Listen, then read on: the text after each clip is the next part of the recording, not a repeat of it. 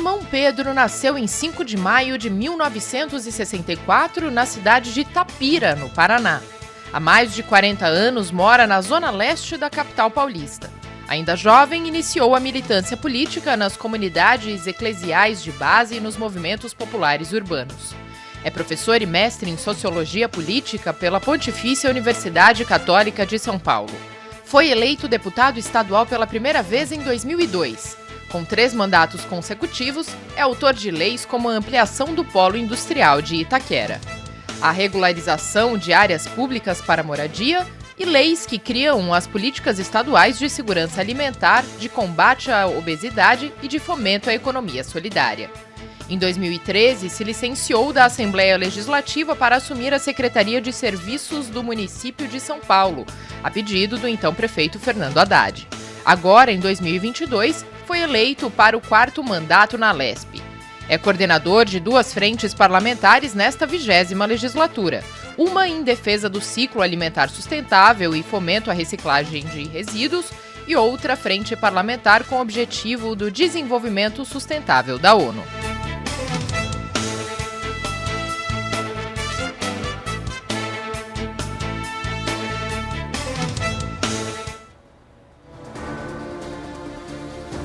Olá, sejam todos muito bem-vindos, todas muito bem-vindas. Começa agora mais um Conexão Paulista, o programa que aproxima você das decisões políticas do estado de São Paulo, sempre levando muita informação de qualidade e, claro, é interesse de toda a população. O programa de hoje recebe o deputado Simão Pedro, do Partido dos Trabalhadores, coordenador de 2 frentes parlamentares na Assembleia Legislativa. Uma delas, dos Objetivos de Desenvolvimento Sustentável da ONU, e a outra, a Frente Parlamentar em Defesa do Ciclo Alimentar Sustentável. Deputado, muito obrigado por estar conosco.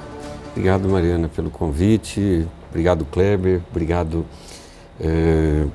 Carol. Depois dos 59, a gente...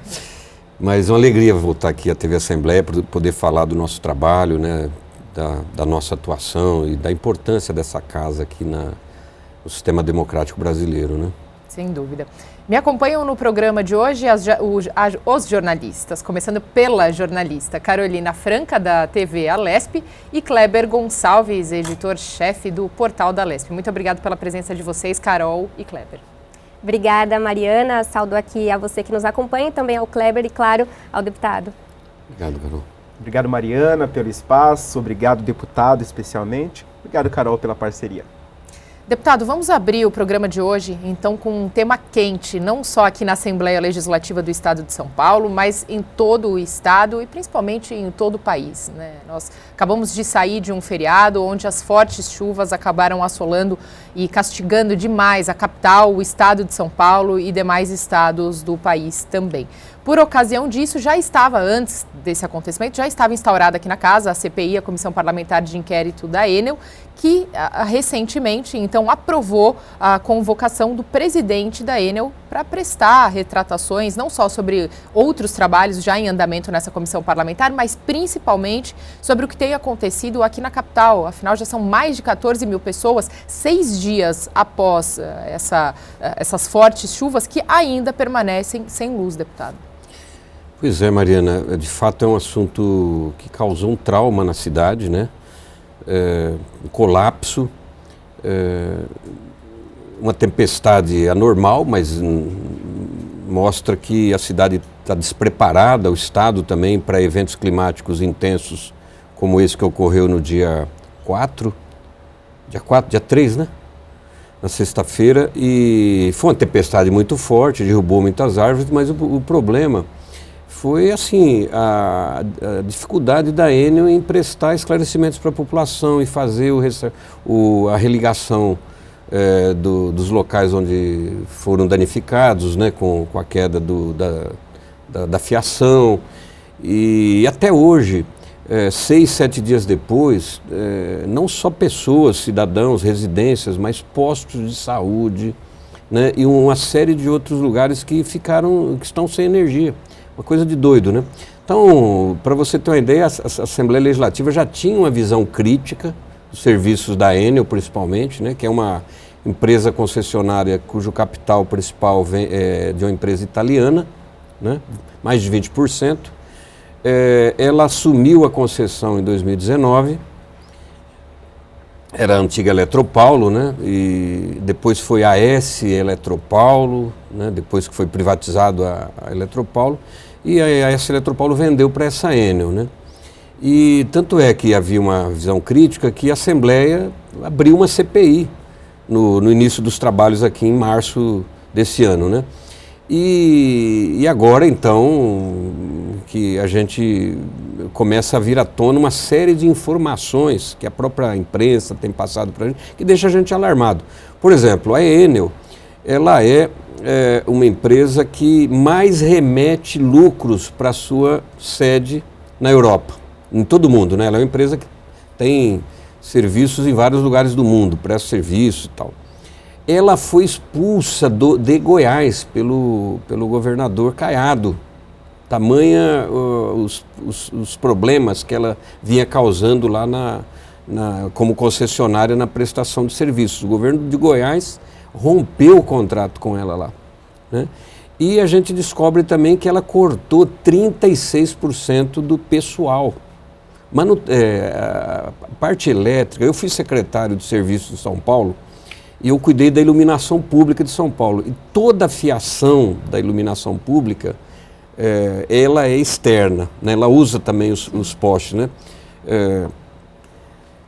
Em muitos lugares eu fui enterrando. Por exemplo, eu fiz a nova iluminação da Marginal Pinheiros, da 23 de Maio, Rubem Berta, em torno do estádio do Corinthians. Ali, a fiação da iluminação pública nós enterramos.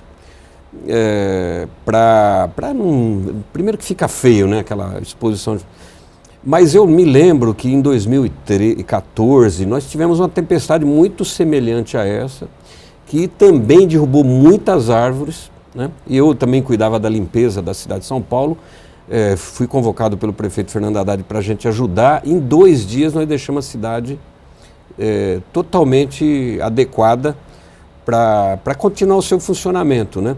Então, assim, não é a primeira vez que ocorre. O problema é que ocorreu dessa vez com a Enel, né, com todos os problemas que ela vem causando na concessão, né? Então, está correta a CPI aqui de convocar não só o presidente da Enel, mas também, ele chama Max, né? Mas também o presidente da Arcesp, que é a Agência Reguladora de Serviços Públicos do Estado de São Paulo, que é a responsável pela fiscalização. Será que eles não olharam o que estava acontecendo com essa empresa, né? Também vai ser convocado o presidente da ANEEL, que é a agência reguladora que faz a concessão, né, que é uma agência nacional. Então, precisamos não só esclarecimentos, mas também vamos precisar de providências, né? Uma delas é o ressarcimento dos prejuízos dos cidadãos que ficaram sem energia. E não é só o fato de você ficar sem energia. Teve gente que perdeu coisa em casa, alimentos, remédios, né? Por exemplo, um cidadão que tem diabetes, ele armazena insulina na geladeira, perdeu. Comerciantes que perderam, né?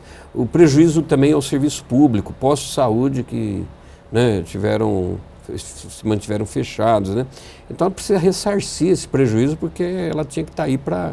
E agora é engraçado, né, que o presidente está culpando a chuva, está culpando os ventos, né? Outros vão culpar as árvores, coitadas, né?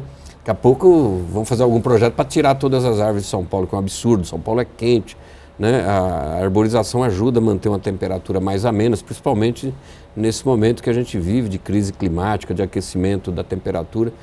Então, a cidade de São Paulo se mostrou despreparada para esse evento. Então, a gente espera que quando tem uma crise, eu sou daqueles que acham que a crise é uma oportunidade, né? É um pouco da cultura oriental, né? Crise é uma oportunidade. Então, eu espero que essa crise nos permita essa oportunidade de corrigir esses problemas, né? Seja, se for o caso de o rompimento do contrato é uma coisa radical, né, vamos dizer assim, mas se for necessário tem que fazer, porque você tem que colocar uma outra empresa que permita a gente ter tranquilidade e segurança que isso, se ocorrer uma outra crise dessa, uma chuva, uma tempestade, nós não vamos ter tantos problemas decorrentes dela como a gente vem sofrendo na cidade de São Paulo e na Grande São Paulo. Perfeito. Carolina Franca? Deputado, continuando nessa esteira, né, sobre a Enel, A concessão dela deve se esgotar no próximo ano e eu queria entender do senhor o que a CPI tem feito para que, não só para disponibilizar que ela possa assumir novamente, claro, respeitando uma série de regras, né, que há uma mudança que está prevista nesse modelo de concessão, justamente porque se falam que esse modelo de concessão da Enel é antigo, o próprio governador Tarcísio diz que vai mudar esse modelo e que pretende colocar esse novo modelo na questão da Sabesp, né, então que deve mudar esse modelo de concessão com a Enel. Há então essa possibilidade de se renovar com a Enel, como o senhor falou, romper o contrato, até mesmo entender como é a possibilidade de uma outra empresa assumir esse contrato aqui, por quanto tempo, já se estuda como será esse novo modelo de concessão? Qual que é o problema, Carol? O problema dessas privatizações, concessões, terceirizações, se não tiver um controle público muito forte, nós vamos ter problemas. Como a gente vem tendo na CPTM, na privatização da concessão ali das linhas 8 e 9, né? Aqui mesmo na Assembleia, nos debates intensos assim, a respeito desse problema do sistema metroferroviário, né? Nós estamos tendo problemas no serviço funerário de São Paulo, que foi privatizado recentemente, e aumentaram as taxas em 600%. Coisas assim absurdas, né? Até para você retirar os ossos do seu ente querido lá, depois de 3 anos que você enterrou, fez homenagem, estão cobrando assim, subiram 1000% o preço do cidadão, né? Então, o que acontece? Primeiro que as agências reguladoras precisam ter um controle maior da sociedade. Muitas agências reguladoras que deveriam fiscalizar em nome do Estado, da sociedade, as empresas concessionárias, elas acabam virando um escritório de advocacia para defender as concessionárias, fazendo um papel contrário, né? Eu já vi isso, por exemplo, na concessão das rodovias, quando você levava uma reclamação. Vou te dar um exemplo. Uma vez eu detectei que num pedágio da Renovias, na região da Mogiana, depois de Mogi-mirim e Mogi Guaçu, estavam cobrando 10 centavos a mais na tarifa de pedágio na cidade de Casa Branca, e eu levei o problema para a Arcesp. A Arcesp falou assim, Artesp, perdão, né, que é a Agência Reguladora de Transporte. Falou, não, mas a gente já sabia disso, aqui teve que aumentar, diminuir para o cidadão de Jaguariúna, porque eles reclamaram, então teve que diminuir, então, para compensar, eles deixaram se cobrar do cidadão. E olha o que acontecia, um erro de cálculo, porque o trecho era 30 quilômetros, no contrato entrou como 31, por isso se cobrava. Eu tive que entrar com ação no Ministério Público por crime administrativo, porque se o agente público sabia que estava tendo problema e não tomou providência, né? Então, ao invés da Artesp, naquela ocasião, defender o cidadão, o usuário, ela estava defendendo a empresa. Então, assim, isso é o que acontece. Tem que ter um limite de lucro, né? Olha o que acontece com a Enel. Um lucro, 5 bilhões, saiu publicado agora, corte de funcionários e a Arcesp não tomou providência, né? Então, as agências reguladoras, nós precisamos ter um controle maior. A outra coisa é que essas empresas, elas entram e às vezes no contrato tem uma série de investimentos que ela precisa fazer para melhorar o serviço. Elas primeiro aumentam as taxas, aumenta a tarifa, com aquele dinheiro que ela tinha para fazer o investimento, ela acaba pegando do cidadão, dinheiro público, né? E ela vai protelando os investimentos, enrolando. É o que está acontecendo, por exemplo, na linha 8 e 9 da CPTM e no Serviço Funerário de São Paulo. Então, por isso que a gente acha que nós precisamos dar um breque nesse modelo de entregar todos os serviços públicos, serviços essenciais. Olha o que eu estou falando de energia elétrica. Ninguém vive mais sem energia elétrica. Eu e você, Kleber, somos do Paraná e você estava me dizendo que morou nas áreas rurais lá no Paraná. Você é bem mais novo do que eu, evidente, mas eu morei na roça. Na época não tinha eletricidade, a gente vivia né? Hoje não, hoje até nas áreas rurais o cidadão precisa de energia elétrica, né? É mais ou menos que na internet, né? Hoje ninguém vive sem internet. Mas água, por exemplo, nós estamos falando, Carol, da água. A água é um bem essencial para a segurança alimentar, para segurar se tiver uma crise hídrica, para a produção de alimentos, para manutenção dos animais, né? Então, assim, como é que você privatiza a água? Transforma esse serviço numa mercadoria, esse bem numa mercadoria, né? Por isso que nós somos contra a privatização da Sabesp. Ainda mais se for para colocar esse tipo de modelo de concessões ou de privatização que existe hoje para cima desse... e de uma empresa que não tem sentido privatizar. Ela é lucrativa, ela presta um bom serviço, tem bons funcionários. Você não tem muita reclamação da Sabesp, né? Mas, então, assim, por isso que nós somos contra, vamos nos opor. E para a sociedade hoje foi importante que esse debate que a gente está fazendo sobre a Enel, não que foi importante acontecer, né? Importante esse debate para mostrar que, por exemplo, não é só a população mais pobre que vai ter a energia, a tarifa mais cara e vai poder ser privada, às vezes, até de um bem, né? Atingiu a classe média paulistana, da Grande São Paulo, que está sem luz, né? Então, é bom uma reflexão na sociedade se esse tipo de modelo é bom ou a gente não é melhor permanecer do jeito que está, aperfeiçoando o que tem, né?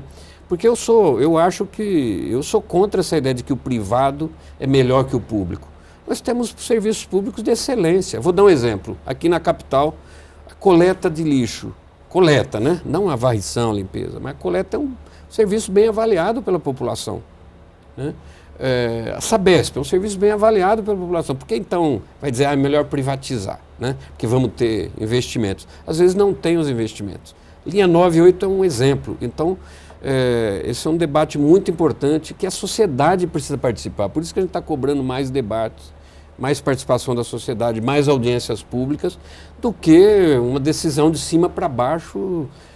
Ninguém deu cheque em branco para o Tarcísio, por exemplo, privatizar a Sabesp. Aliás, ele não prometeu isso. Ele falou, se não ficar mais caro, se não subir tarifa, etc., nós não vamos privatizar. Ora, ele contratou uma empresa agora que deu um relatório, pagou 45 milhões, e a gente descobriu que essa empresa contratou uma outra aqui na Faria Lima para fazer o relatório, e ela mostrou que vai subir a tarifa da água, a não ser que o governo subsidie a empresa para manter uma tarifa baixa. Então, assim, não tem sentido esse modelo, né? É um modelo fracassado, é um modelo que vai prejudicar a população. Eu acho um erro insistir nele, né? E nós estamos fazendo esse debate aqui. Kleber. Deputado, antes de a gente entrar nos projetos de lei de autoria do senhor e também em relação às frentes parlamentares que o senhor compõe, eu quero aproveitar que o senhor citou essa questão da privatização, que é uma marca aí, né, essa crítica é uma marca da oposição, e perguntar para o senhor, enquanto uma voz de oposição, como é que tem sido a articulação aqui dentro, tanto em relação à reunião entre os partidos de oposição, quanto em relação à conciliação, reunião com os demais partidos aqui na Lesp. Muito bem, Kleber. É um tema muito importante para a sociedade entender, né, os nossos telespectadores e internautas, né? Primeiro que a democracia, que é uma grande conquista nossa da sociedade, é um sistema que tem suas deficiências, né? Que precisam ser muito aperfeiçoados ainda, mas é um sistema modelo de convivência social, né? De gestão da coisa pública importante, né? Da gestão da política, né? E a democracia pressupõe, então, você ter quem governa e os seus apoiadores, no caso no parlamento, a situação que a gente chama, e aqueles que são de partidos adversários, que perderam a eleição, mas que elegeram parlamentares e que vão fazer a parte da oposição, né? Então é da democracia. A oposição, ela tem uma prerrogativa maior do que a situação de fiscalizar, né? Todo parlamentar ele tem que fazer leis, ele tem que aprovar leis, ele tem que aperfeiçoar leis, isso é uma atribuição importante. A outra é representar a sociedade num problema, falar na tribuna, governador, olha, na minha cidade lá está acontecendo um problema assim assado, pedimos providências, né? Marca uma audiência, vai com os prefeitos, vai com lideranças lá no secretário para conversar, para ver se soluciona. Mas o outro papel é a fiscalização, é do parlamento, auxiliado pelo Tribunal de Contas, a fiscalização, quando necessário, o Ministério Público, né, para defender a sociedade. Mas cabe mais à oposição esse papel de fiscalização, por isso que a gente pega mais no pé. Mas assim, a oposição não é só para votar contra Oposição não é só para criar problema, né? Ficar, como eu digo, achando o cabelo em casca de ovo, né? Oposição é para fazer o governo funcionar. Quando você reclama de um problema, traz um problema, quer dizer, governador, corrige esse problema, né? Olha, você está mandando um projeto aqui que é ilegal, não pode, está contra a Constituição, então vamos fazer direito, né? Então esse é o nosso papel aqui. E muitas coisas nós votamos a favor. Por exemplo, eu já votei em tantos projetos do governo Alckmin, até do governo Serra, né? E já votamos também do governador Tarcísio. Quando a gente avalia que é bom para a sociedade, vai corrigir um problema, vai adaptar, a gente vota a favor. Agora, quando a gente acha que é prejudicial, a gente vai trabalhar para esse projeto não ir para frente, tá certo? A nossa oposição aqui é composta pelo PT e o PCdoB, que são 19 parlamentares, mais a Rede e o PSOL, que são mais 6, né? Dá 25. A gente tem do PSB 2, que são 3 parlamentares, mais 2 na oposição. O PDT também às vezes vem conosco, né? Então, mas nós não conseguimos fazer 1/3, né? Então, com isso, a gente às vezes não consegue protocolar uma CPI, porque precisa de 1/3 dos deputados. Muitas vezes a gente não consegue aprovar um projeto de lei, alguma coisa no plenário, mas como às vezes a situação também não consegue manter o total de deputados da situação em plenário, às vezes a gente consegue uma vitória, consegue mais tempo na tramitação de um projeto.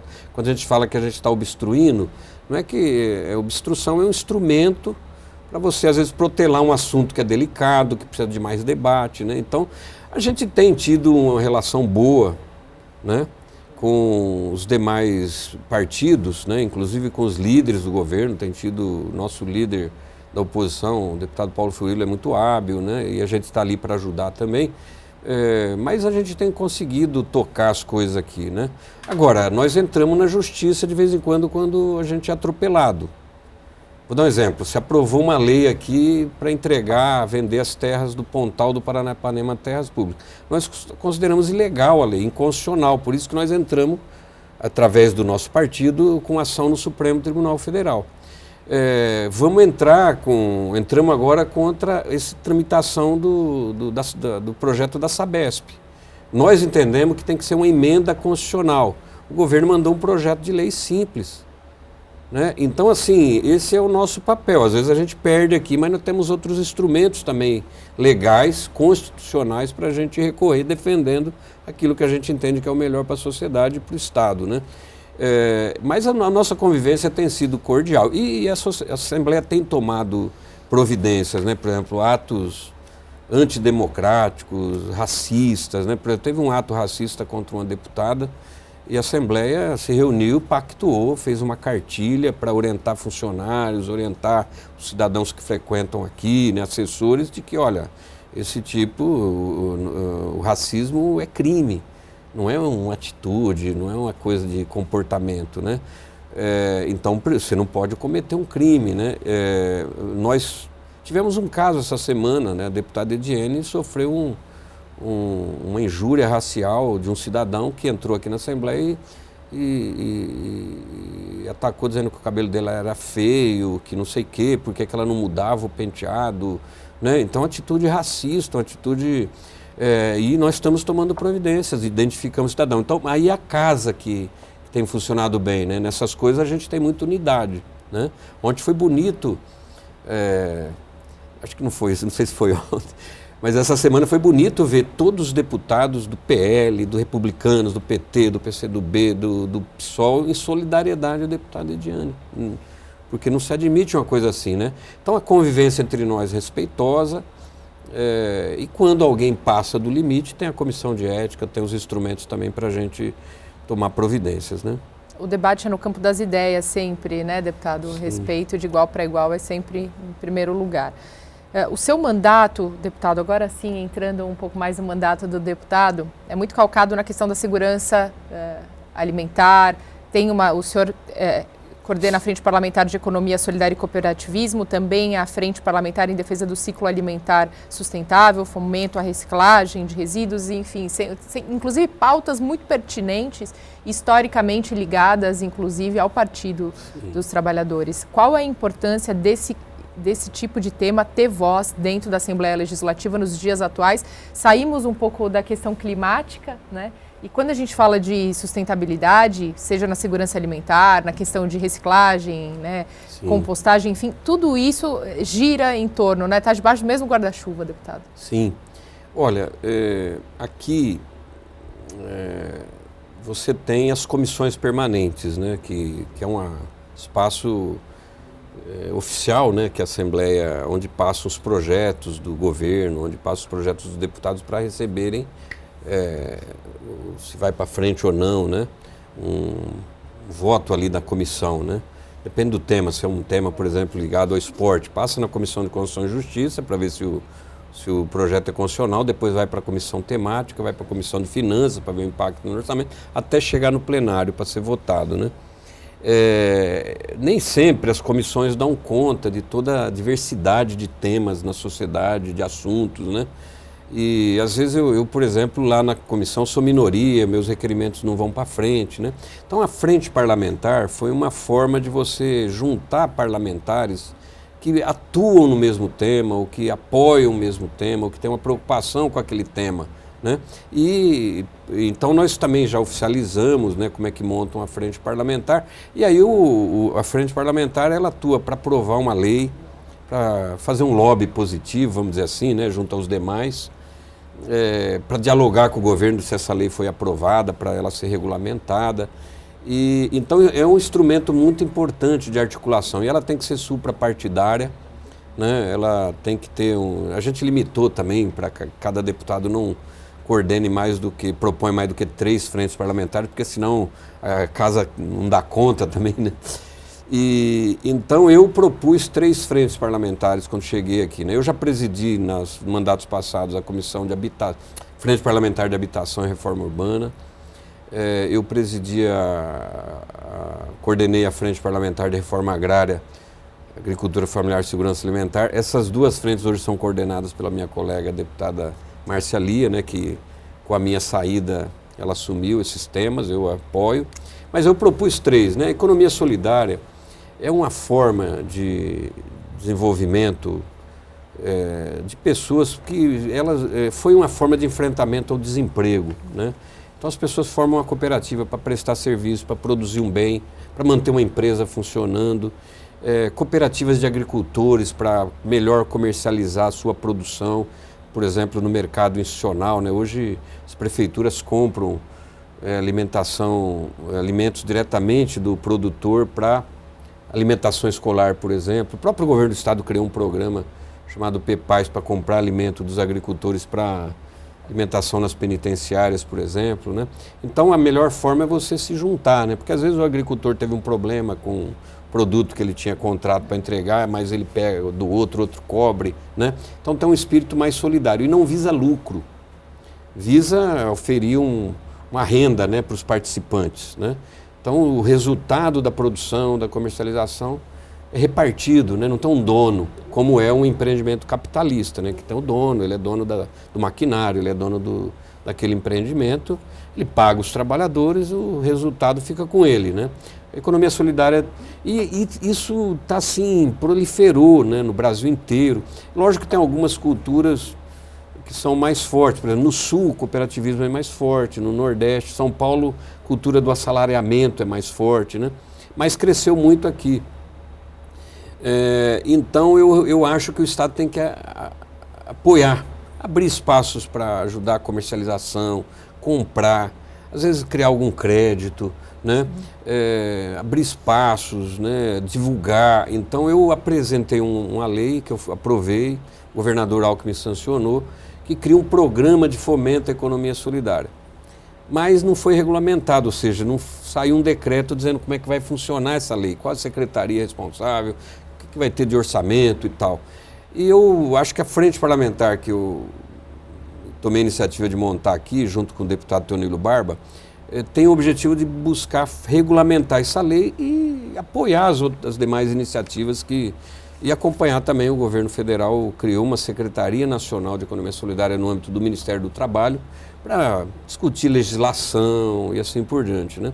A outra, Mariana, que eu já trago também esse tema da minha atuação anterior, eu ajudei a criar o programa Fome Zero, né, que derivou muitos programas federais, políticas federais hoje, como o programa de aquisição de alimentos, o programa de alimentação escolar, os bancos de alimentos para você combater o desperdício e reaproveitar alimentos que podem ser consumidos. Então, aliás, eu tenho uma lei que eu aprovei aqui, que regulamenta a doação de alimentos, né, como que ele pode, para não ser doado aquilo que não pode ser consumido, né? Então, aí eu sugeri aqui a criação dessa frente parlamentar que a gente está chamando de ciclo de alimentação sustentável, porque aí eu trouxe um pouquinho da minha experiência da prefeitura. Na prefeitura eu cuidei da limpeza pública, da coleta, e instituí a compostagem doméstica, um programa de incentivar as famílias a fazerem compostagem do seu lixo orgânico em casa, para levar menos lixo para a rua, né? E também instituímos um programa de compostagem dos resíduos das feiras, né? Nós criamos os pátios centralizados de compostagem. Quem passar aqui na cidade de São Paulo, no Parque Dom Pedro, ali do lado do terminal, próximo ao Mercadão, né? Ali, para vocês terem uma ideia, todo dia nós recolhemos 30 toneladas de restos de alimentos das feiras que tem ali, do mercado, e colocávamos no caminhão, se usavam 200 trabalhadores, 6, 7 caminhões, às vezes um trator, e aí eles saíam pela Avenida do Estado, pegavam a Marginal e iam depositar lá na Anhanguera, no aterro, né? Um absurdo, né? Fora a poluição, transtorno, e é um lixo bom, vamos dizer assim, um lixo que poderia ser aproveitado como composto. Então criamos um pátio ali no Parque Dom Pedro que recicla, que transforma resíduo orgânico em composto, 30 toneladas por dia. E fizemos isso na Lapa, fizemos em Hermelino Matarazzo, fizemos isso na Moca. O Bruno Covas, quando assumiu a prefeitura, falou: Simão, parabéns pelo teu trabalho, eu vou fazer mais pátio. Infelizmente ele morreu, o atual prefeito não tocou para frente. E então eu acho que nós precisamos estimular essa política no Estado, que é menos aterro. Você sabe que o lixo orgânico é o que cria o chorume, né? Os aterros respondem a 10% da emissão de gás carbônico que cria o efeito estufa. Então, quanto menos aterro, quanto mais reciclagem, né? E eu estou falando de restos de comida. Nós produzimos 1 quilo, em média, de lixo por dia. Mais da metade ele é orgânico. É a casca da banana, é a casca da laranja, é a casca da batata, é aquela folha da alface que você não vai utilizar. Então, assim, e nós jogamos fora, né? E isso pode ser feito em casa, através de uma composteira. Eu faço compostagem em casa, moro num apartamento, estimulo isso, né? E criamos esse programa. Então eu estou trazendo essa ideia de pensar a alimentação de uma forma mais saudável, reaproveitar. Então o adubo produzido volta para a terra, recompõe a camada né, de terra.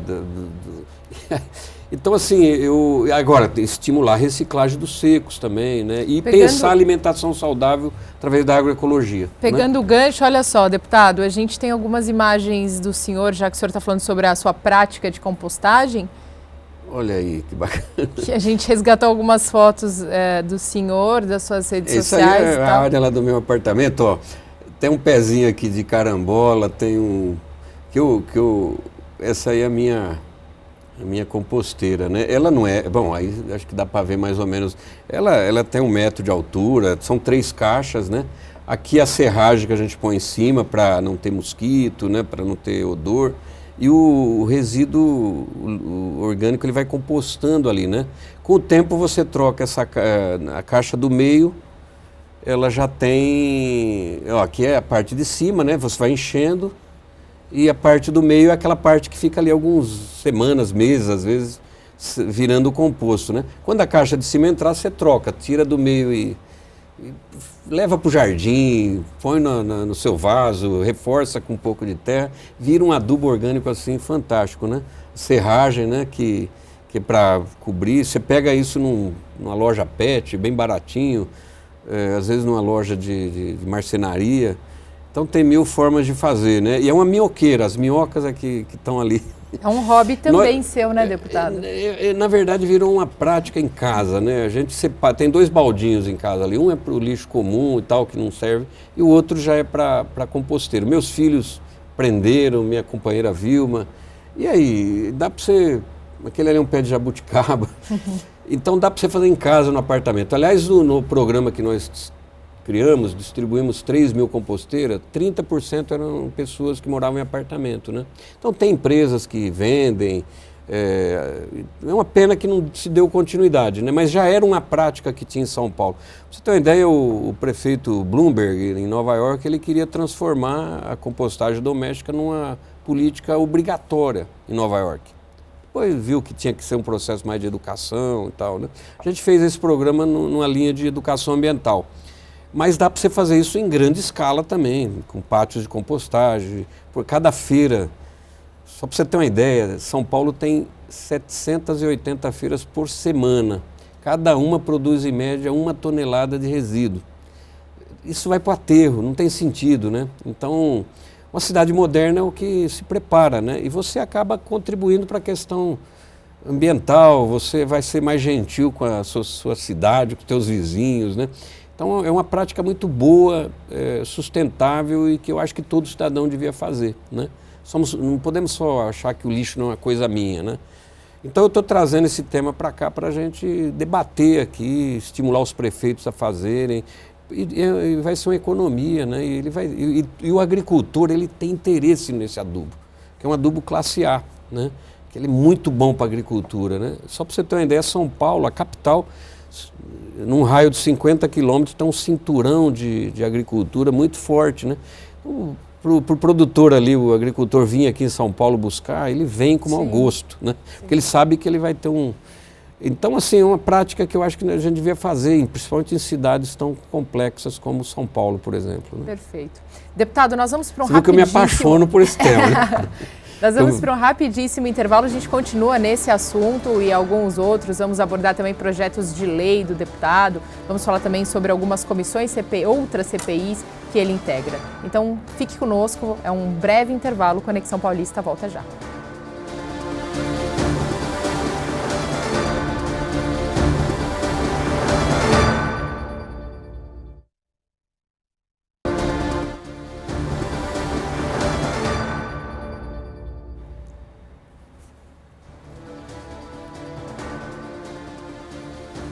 Estamos de volta com o segundo bloco do Conexão Paulista, hoje recebendo o deputado estadual Simão Pedro, do Partido dos Trabalhadores. Deputado, mais uma vez, muito obrigada pela presença, agradeço também aos meus colegas, Carolina Franca, Kleber também está aqui conosco hoje. Vamos voltar então no primeiro bloco, a gente falava um pouco sobre essa questão de segurança alimentar, agricultura familiar. O deputado coordena 2 frentes aqui ligadas a esse tema e eu passo para você, Kleber. Deputado, eu trago um relatório que foi publicado pela ONU neste ano, que mostra que aqui no Brasil, cerca de 21 milhões de pessoas ainda não sabem, não têm a segurança de ter alimento todos os dias. E mais do que isso, um outro dado alarmante desse estudo, cerca de 70 milhões de brasileiros estão em insegurança alimentar. Tudo isso, claro, está relacionado com a atuação que o senhor vem fazendo aqui na Assembleia. Eu quero perguntar para o senhor o que é que está faltando enxergar por parte do poder público para que esse problema seja de fato superado, combatido com mais efetividade. Kleber, obrigado por essa pergunta. É o seguinte, o Brasil, a fome no Brasil sempre foi um problema muito sério, né? Tanto é que figuras públicas de grande relevo, como Josué de Castro, né, que foi aquele médico pernambucano que escreveu A Geografia da Fome, livro foi traduzido em tantas línguas, né, lido em todos os países, academias. Ele escreveu esse livro nos anos 60 e por conta desse livro ele foi perseguido pela ditadura, foi exilado, morreu no exílio, na França, Josué de Castro, né?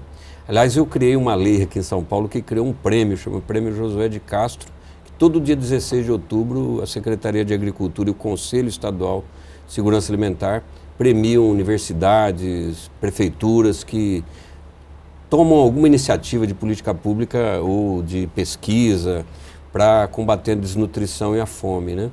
Então, figuras como Betinho, já depois que voltou do exílio, chamou a atenção da fome, né? Você lembra, Kleber, você era pequeno, mas eu, quando vim para São Paulo, me intrigava muito aquelas imagens, né, dos retirantes nordestinos vindo para as grandes cidades com fome. Então, a fome, um problema é contraditório, porque se nós somos um país que hoje é um dos maiores produtores de alimento do mundo, por exemplo, proteína animal somos o primeiro lugar. Em produção de alimentos, acho que somos em segundo. Mas você tem uma população passando fome, em grande quantidade, como você falou. Então, nós conseguimos, em 2011, tirar o Brasil do mapa da fome, porque nós criamos políticas para enfrentar esse problema com seriedade. Voltando, Josué de Castro, ele falou que o problema da fome não era um problema das intempéries, né, porque se associava a seca do Nordeste com a fome. Lógico, tinha a ver também. Mas ele falava, não, o problema da fome é um problema da estrutura social injusta, onde poucos têm muito e a grande maioria não tem nada, né? Então é um problema político, um problema estrutural. Por isso que ele incomodou, né, a elite brasileira, os donos do poder e a elite econômica principalmente, né? Mas ele estava certo, né? E depois outros continuaram perseguindo esse caminho que ele propôs, né? Eu tenho um amigo que foi meu eleitor, eu falo foi porque agora ele está morando no Chile, o Zé Graziano da Silva, professor da Unicamp, que foi ministro idealizador do programa Fome Zero, né?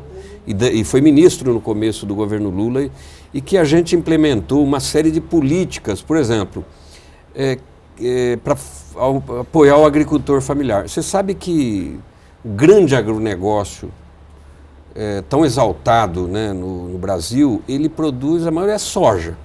Soja para exportação. 80% da soja que a gente exporta é para produzir ração animal, né? Mas quem produz alimentos que a gente consome na nossa mesa, frutas, legumes, carne de porco, carne de frango, né, é a agricultura familiar.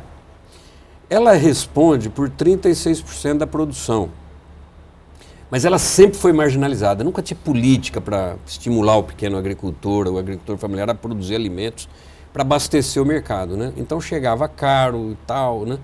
E produção de leite, por exemplo, né? Muito feito pelo agricultor não, pequeno pecuarista, né? Vamos dizer assim. Bom, então nós criamos políticas efetivas, o governo comprar do agricultor familiar através das suas associações e cooperativas para colocar na merenda, para distribuir de forma mais rápida, fazer estoques, né, através de empresas como a CEAGESP, Conab, e então alimentação escolar. Então nós estimulamos a produção da agricultura familiar, com isso barateia o alimento e você, através das políticas públicas, você faz funcionar. Então o agricultor ele faz um contrato de 1 ano, né? R$40 mil, R$50 mil, ele tem a garantia do preço, né? Então, políticas dessa natureza, combate ao desperdício, assim por diante, conseguimos tirar o Brasil da fome. O que aconteceu que voltamos à fome? O Bolsonaro acabou com todos esses programas. Ele acabou com o PAA, não chegou a acabar, ele tirou os dinheiro. Então, tinha lá uma merrequinha, se uma cooperativa quiser, ela tem que conseguir de um deputado uma emenda parlamentar, então aí a gente faz, né? Não conseguiu tirar a alimentação escolar, porque aí os prefeitos não deixaram. Mas praticamente, acabou com as políticas e o alimento começou a subir, o preço. Porque assim, quem mora na cidade, como é que você tem, nem todo mundo tem uma hortinha em casa, né? Você tem que ter dinheiro para comprar alimento, né? Às vezes a população tem a casa, ela tem alguém na família dela trabalhando, tem um salário, mas falta o dinheiro para comprar comida. Então, por isso que muita gente está nessa situação, ou de passar fome mesmo, que é não ter o alimento necessário. São 30 milhões de brasileiros no começo do ano. Nós não temos dados agora, espero que a gente tenha no fim do ano, né, para avaliar se esse ano mudou e tal. Então, esse volume de 70 milhões... então metade da população brasileira vivendo em insegurança alimentar. O que é insegurança alimentar? O cara às vezes não passa fome, mas ele não consome uma alimentação saudável, com todos os nutrientes para ele ter uma vida, uma saúde dentro do seu corpo, da sua mente, poder tocar a sua vida, né? Às vezes ele come mal, né? E, paralelamente, o problema da obesidade, né? Porque a obesidade não é excesso de alimentos, às vezes o cara come demais, bebe demais, mas ele consome produtos inadequados, muito salgadinho, muito concentrado, muito... ultraprocessado, refrigerante, muito açúcar, né? Então isso explode o problema. Então por isso que a gente precisa ter um trabalho de educação alimentar nas escolas, isso é importante, ter programas para isso, né? E não pode ser da educação. Obesidade é um tema de saúde, é uma epidemia no Brasil e em São Paulo. Por isso que eu criei essa lei aqui, que foi aprovada, sancionada, mas não regulamentada, que cria um programa de combate à obesidade e ao sobrepeso. E a gente tinha que ser multidisciplinar, tinha que ser na educação, tinha que ser porque a obesidade atinge mais as mulheres do que os homens, mais criança do que adulto, mais o urbano do que o rural. A vida sedentária também nossa contribui, né? Mas é muito derivado da má alimentação. Você vê que a alimentação é uma coisa fundamental para a nossa vida, para a nossa saúde, para o nosso bem-estar, né? E é uma coisa que atinge todo mundo. Muita gente me perguntava, Simão, você mora na Itaquera, você é um cara urbano, por que você se preocupa com o agricultor familiar, com a reforma agrária, com a alimentação? Eu falei, porque nós consumimos alimentos. Eu quero saber que alimento que nós estamos consumindo. Se tem agrotóxico ou não. Esse problema dos agrotóxicos, Mariana, é um problema sério no estado de São Paulo, né? Eu tenho combatido isso porque causa câncer, deformação fetal, problemas de saúde mental, depressão, né, porque atinge o sistema nervoso. Infelizmente nós não temos controle, e se descontrolou, né? Então a alimentação é um tema importante que eu quero ver se a frente parlamentar possa tocar esses temas, né, para ver em que a gente pode ajudar aqui no parlamento. O mandato é curto, limitado, mas eu acho que a gente pode trazer esse debate à tona, informações, né? Mas é grave. Agora, precisamos ter políticas sérias. Eu tenho criticado o governo do Estado, no tempo que eu estou aqui, porque a Secretaria de Agricultura ela só se volta para o grande agronegócio. Mas o assentado, o agricultor, o quilombola, aquele que está produzindo alimentos, às vezes ele não tem política no Estado. Por exemplo, o PEPAS é tímido. Ele só cuida de comprar alimento dos assentamentos do Estado, do ITESP, para as penitenciárias. Por que não compra para os hospitais do Estado, para as escolas do Estado, né? Ah, não, mas a gente vai dar muito trabalho, é melhor dar o dinheiro lá, a diretora compra alguma coisa no comércio, vai estimular o comércio local. Mas sabe, o Estado tem que produzir política, tem que ter uma visão estratégica, né? Não pode ser assim, eu não quero ter trabalho, então não vá para a gestão pública. Né? Você quer ser gestor público, você quer ser secretário, governador, prefeito, é trabalhoso. Você tem que acordar de madrugada, dormir tarde. E não é uma questão. Eu, quando era secretário de serviço, eu acordava às 5h30, porque 6 horas começava o Bom Dia São Paulo e eles batendo na iluminação e tal. Né? Depois eu tinha que sentar com a equipe, ver os problemas emergenciais, ver os projetos. Chegava em casa às vezes tarde, né? Às vezes até engordei. Porque você acaba descuidando, né, dá trabalho, né? Então gestão pública é trabalhosa, não pode ser, eu não vou para a gestão pública para me arrumar na vida, né? Por isso que eu acho que tem muita confusão na política. Infelizmente tem gente que quer entrar na política para ganhar dinheiro, para fazer negócio, para se dar bem na vida, né? E não é assim, né? Você tem um salário, você tem um carro, você não paga pedágio, você tem uma equipe para trabalhar com você, você tem acesso, né? Mas é trabalhoso também. O parlamento, acho que a gente tem que ter essa consciência. Carol. Desculpa se eu ultrapassei. Imagina, deputado. Para se produzir precisa de terras, né? E o senhor tocou no primeiro bloco sobre uma legislação aprovada em 2022, no ano passado, pelos deputados aqui da Assembleia, que foi sancionada pelo então governador Rodrigo Garcia. E aí o que acontece? Essas terras são devolutas do Estado. Houve então a implantação de uma política estadual de regularização de terras que hoje, como o senhor trouxe para a gente, o Partido dos Trabalhadores entrou com uma ação e aguarda o julgamento, né, justamente para se declarar inconstitucional. Queria que o senhor explicasse essa política, né, o porquê o PT e o senhor também têm se declarado esse apoio para a questão da inconstitucionalidade e os impactos para essa questão da agricultura familiar. Não, primeiro, a reforma agrária está na nossa Constituição, né? A lei Estatuto da Terra, criado pela ditadura militar, 68, né? A lei de terras Estatuto. É assim, reforma agrária é para você assentar trabalhadores, famílias que queiram trabalhar na roça, produzir alimentos, e o Estado precisa ajudar, né, o cidadão que queira, né? Então a maioria das terras são públicas. O Estado tem um estoque de terras públicas que eram terras indígenas e quando se exterminaram as populações indígenas, acabou ficando ali, né? E elas foram sendo ocupadas. Vou dar um exemplo. A região de Bauru, Iaras, né, ali no Agudos, né, aquela área é uma área federal. No início do século XX, o governo federal quis fazer uma espécie de reforma agrária trazendo mais famílias europeias, da Hungria, da Alemanha, para se instalarem ali.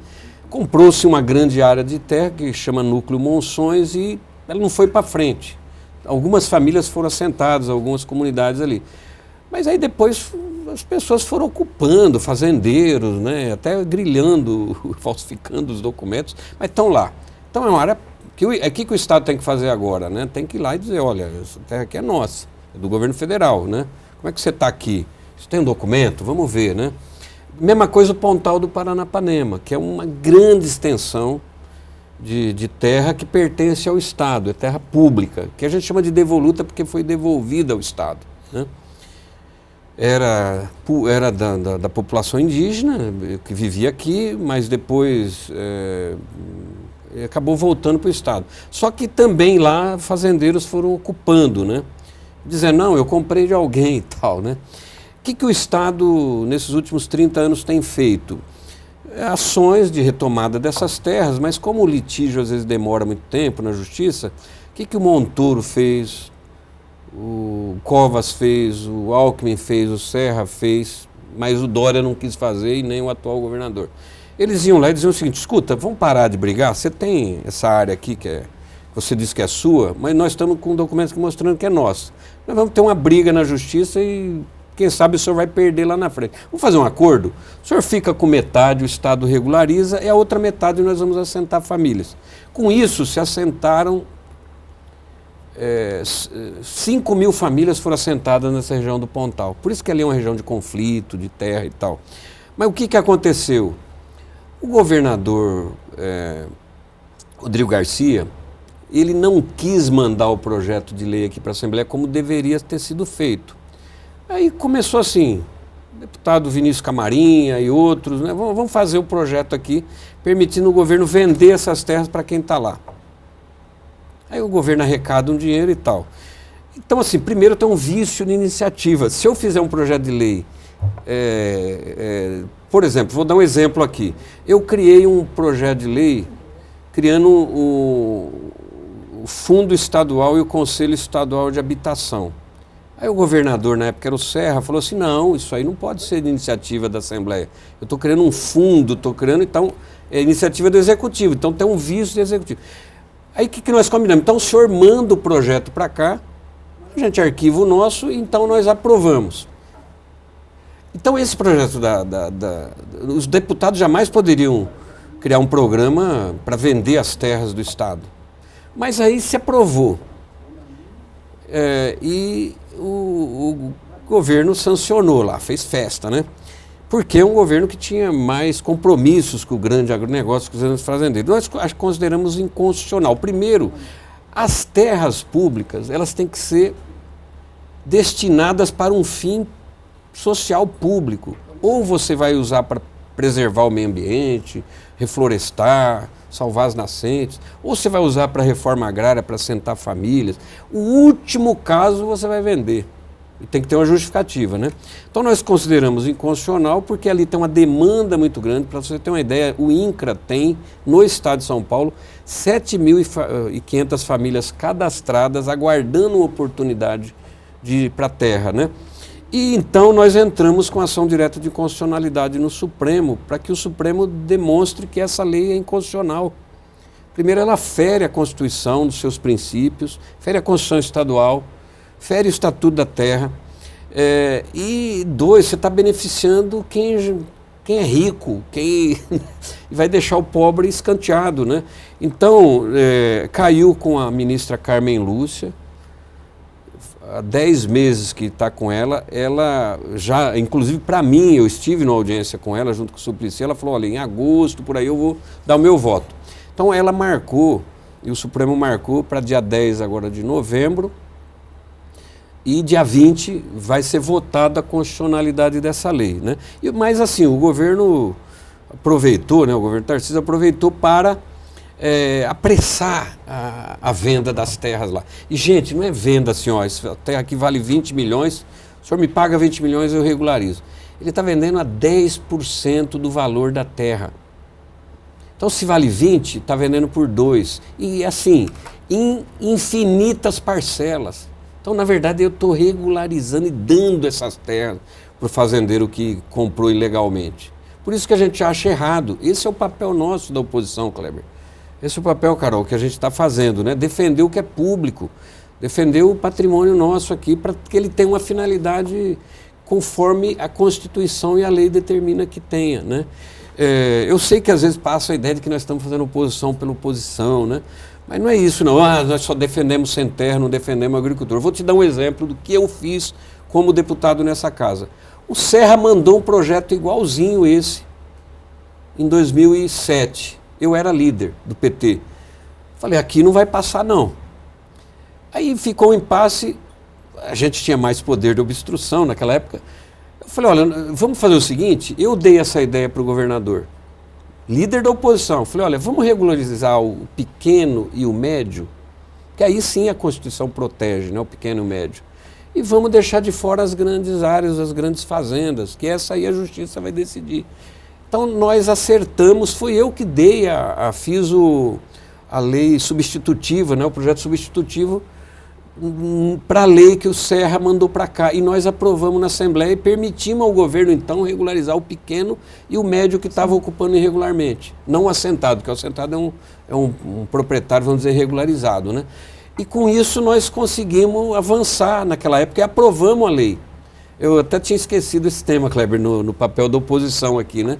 Então, por isso que a gente é contra, por isso que nós estamos aguardando uma decisão positiva do Supremo para a gente colocar as coisas no lugar. Vamos debater seriamente o caso do Pontal, né? Agora, o MST, ele está com uma posição bacana também, né? Que é o principal movimento lá. Estão dizendo o seguinte, aqueles grandes lotes, né, de 20 hectares, né, já não cabe mais, né? Nós estamos com a proposta de reflorestar o Pontal do Paranapanema, projetos de agrofloresta, assentados em áreas menores. O Estado compensa esse agricultor, né, e para ele proteger. E com isso nós conseguimos apoiar a enfrentar as mudanças climáticas aqui no Estado. Não é uma boa ideia? Né? Então por que a gente não senta e conversa, né? Esse é o nosso objetivo, por isso que a gente está aguardando. Se o Supremo der uma votação, um voto dizendo que a lei é inconstitucional, acho que é uma oportunidade, como eu disse, da gente resolver esse problema de uma forma que seja boa para o Estado, boa para todo mundo. Deputados, falamos de alimentação, de segurança alimentar, né? Falamos também dessa questão da habitação, isso tudo remete à qualidade de vida, e aí o senhor recentemente promoveu um evento de grande sucesso aqui na Assembleia Legislativa, que foi um seminário voltado à população idosa. A gente sabe que a população brasileira tem cada vez mais envelhecido, a expectativa de vida de forma, acredito que positiva, né? Tem aumentado. A gente tem um trechinho dessa sua colocação, a gente vai ouvir. A população idosa cresce,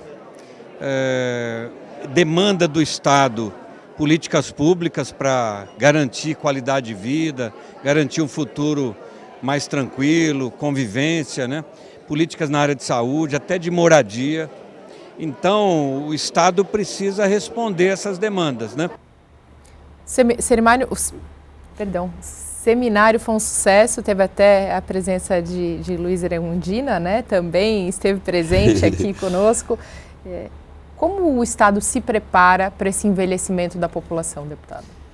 Então, o primeiro seminário foi assim, era um tema que eu nunca tinha trabalhado, sempre apoiei, evidentemente, mas o que acontece? Hoje, 23% do eleitorado é acima de 60 anos, então chama atenção. A população está envelhecendo, né? E nós ganhamos longevidade, né? E que então nós precisamos nos preparar. E essa população, essa parte da população é uma população participativa. Reparem nos eventos que tem, né? Ela defende a democracia, ela quer participar, né? Mas a gente sabe que pela situação social do Brasil, muita gente acaba ficando de fora, né? Desprezado, às vezes internado num asilo, sem moradia, e isso é um drama, né? Então o Estado tem que pensar políticas públicas. Então eu pensei assim, eu falei, gente, se vocês tocarem, aí trouxeram a ideia eu trabalhei na Secretaria de Desenvolvimento e Assistência Social no governo da Luiza Erundina, né? E aí eu conheci muitas assistentes sociais e que hoje continuam na ativa. E elas, na campanha, elas falaram, Simão, você tinha que dar uma atenção para esse tema. Eu falei, olha, eu me comprometo. Então eu sugeri que a Comissão de Direitos Humanos criasse uma subcomissão para tratar desse tema, né? Mas não conseguimos ainda avançar. Então, frente parlamentar eu não podia, porque eu já tinha as 3 e tal. Eu falei, bom, vamos fazer esse seminário, vamos ver se o pessoal vem. E vieram mais de 200 pessoas, 100 entidades, seja um jornal que cuida desse tema, prefeituras, universidades que estão pesquisando, membros de conselhos de pessoas idosas do Estado, né? Então trouxemos o Alexandre Silva, que é o responsável nacionalmente pelas políticas para a população idosa, a presidente do Conselho da Pessoa Idosa do Estado, um representante da Secretaria de Assistência Social do Estado, e discutimos ali uma tarde inteira. E o charme, evidentemente, foi a presença do Suplicy e da Luiza Erundina, que abriram, né, o seminário. Mas foi muito bacana, né? Então nós tiramos uma linha de trabalho agora, um grupo que, inclusive, essa semana se reúne para tocar aquelas ideias. Vai ter um projeto de lei, vamos pedir uma audiência com o secretário, vamos ver o orçamento, né? Vamos ver se no CDHU, como é que está aquele programa de produção de moradia para idosos, as vilas da dignidade, né? Então, assim, tiramos uma linha de trabalho para tocar esse tema aqui, né? E não é, pessoal, porque eu estou ficando de cabelos brancos, vou fazer 60 anos, mas eu acho que é um tema que... Eu tenho a seguinte visão, Mariana, Kleber, Carol, o deputado ele tem que também ter uma visão estratégica do Estado. É lógico que eu escolho alguns temas que eu tenho mais afinidade, meu eleitorado, mas eu voto no orçamento para a saúde, eu voto para a habitação, eu voto para a educação, eu tenho que tomar posições, né? Então acho que a gente tem que ter esse olhar, né? É lógico que eu me preocupo muito com a juventude, com o tema da educação, mas eu acho que eu espero contribuir para chamar atenção, para que a gente tenha políticas públicas efetivas e fortes também na área da população idosa, né? Deputado, nós temos 4 minutos para finalizar o programa. Eu vou pedir, então, uma certa brevidade, mas vou repassar as últimas perguntas para os meus colegas. Carol. Obrigado, Maria. Acho que a gente pode tocar no assunto da Comissão Parlamentar de Inquérito do CRAC, né? Está finalizando, próximo de entregar um relatório final. Queria que o senhor falasse sobre esse tema, né? Vocês fizeram diligências em Santos também, em outros locais aqui do nosso estado. Como é que o senhor atribui e faz um balanço desse trabalho dessa comissão? A comissão foi sugerida pelo deputado Paulo. Ele trabalhou, ele colocou o tema de... Existe uma epidemia do crack, né, do consumo de crack. Lógico que é um tema social importante, grave, mas pelas conversas que nós tivemos, tanto indo em Santos, quanto nas oitivas que fizemos, nós estamos percebendo o seguinte, não há uma epidemia. A epidemia maior é o consumo de álcool, drogas lícitas, mas é um problema sério. Tem o tema da Cracolândia, que inclusive a gente não conseguiu, né? Mas renovamos por mais 2 meses, né, para dar tempo de ouvir todo mundo.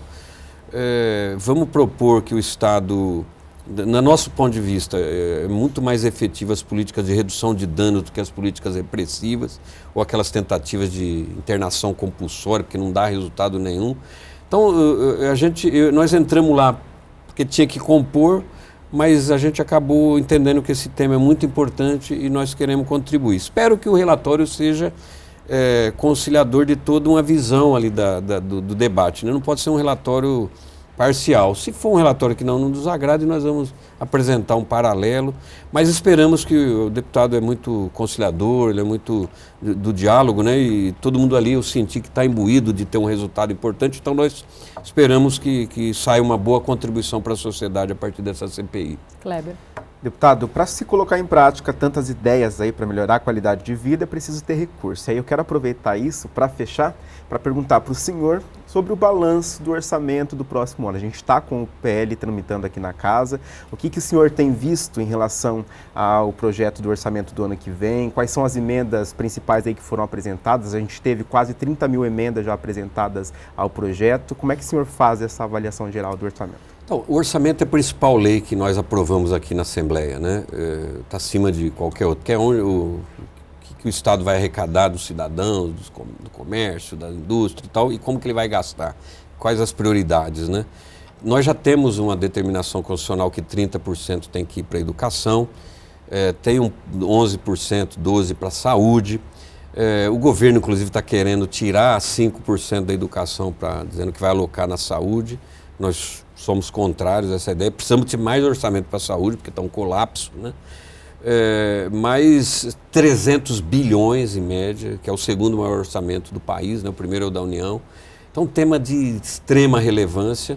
Nós estamos analisando, mas nós achamos que as áreas sociais, estratégicas, como o combate à pobreza, o fortalecimento da agricultura familiar, investimento em transporte em mobilidade, né? O tema da educação, ao contrário de tirar dinheiro, precisa ter mais investimento, porque tem uma pesquisa que mostrou que 90% das escolas públicas precisam de reforma, você precisa contratar mais profissionais, as universidades estão ali no gargalo, né?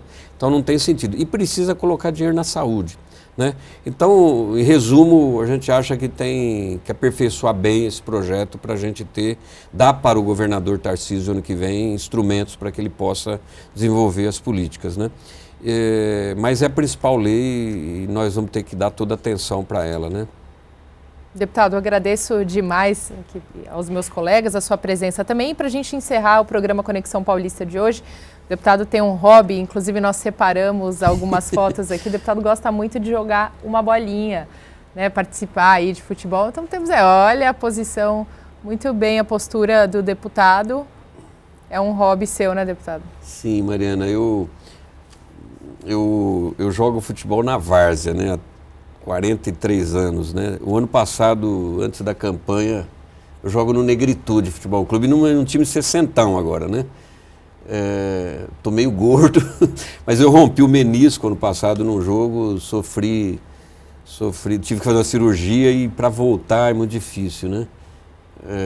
Então eu sempre, assim, é o esporte da periferia, do futebol, a gente jogava na rua, na escola, no campinho, sempre gostei, né? E sugeri criar uma lei aqui, apresentei esse ano de criar um programa de fomento ao esporte amador, não só o esporte de várzea, mas o esporte praticado por pessoas com deficiência, o futebol de salão, o vôlei, isso é uma coisa boa, saudável, né? E nós não temos política de incentivo, né? Temos um programa chamado Esporte Social, mas muito limitado. Aliás, o orçamento do esporte é 0,1% hoje. Não dá para nada, né? Podia chegar a 1%, né? Nessas áreas de cultura, esporte. Mas então, assim, é um hobby, a hora que eu estou jogando, estou sentindo, porque estou com mais dificuldade. Essa foto aqui foi no dia do jogo do Lula, Chico Buarque contra o MST. Jogo lá em Itaquera, né, no bairro que eu morei muito tempo. Mas eu acho que precisa de mais apoio, né? Mas é minha terapia, eu acho que todo mundo tem que praticar esporte, todo mundo tem que cuidar da alimentação, né? E o esporte, ele no caso da várzea, né, ele ajuda na saúde, lógico, você tem que se preparar, ele movimenta a economia local, porque é o uniforme, é a bola, é o troféu, é o barzinho ali que funciona, gera renda para muita gente, né? E ele é uma coisa de integração, né, entre bairros, cidades, pessoas. Eu admiro muito quando a gente está jogando, principalmente os veteranos, as pessoas se conhecem há 30 anos, 40, faz amizade, né? Mas é uma integração, né? São Paulo, capital, tem 8 mil times de várzea. Você imagina o que é isso, né? Faz parte da cultura local, né? Então, eu sou palmeirense, gosto de vez em quando assistir, mas nunca gostei dessa política dos clubes, assim, né? Acompanho meio de longe. Não tenho tempo também. Mas futebol de várzea é gostoso, então, por isso, e me faz bem, né? Então, mas aí eu podia pôr umas fotos mais antigas. Né? Muito bem. Deputado Simão Pedro, do Partido dos Trabalhadores, agradecemos demais a sua presença aqui no Conexão Paulista. Agradeço já demais a presença de Carolina Franca, jornalista da Rede Alesp, também ao nosso amigo Kleber Gonçalves pela parceria de hoje e de sempre em todos os outros Conexões. Prazer tê-los aqui. A você de casa, já sabe, muito obrigada pela sua companhia. Nós nos vemos todas as quintas-feiras às 9 horas da noite, sempre com uma entrevista inédita no programa Conexão Paulista. Até a próxima.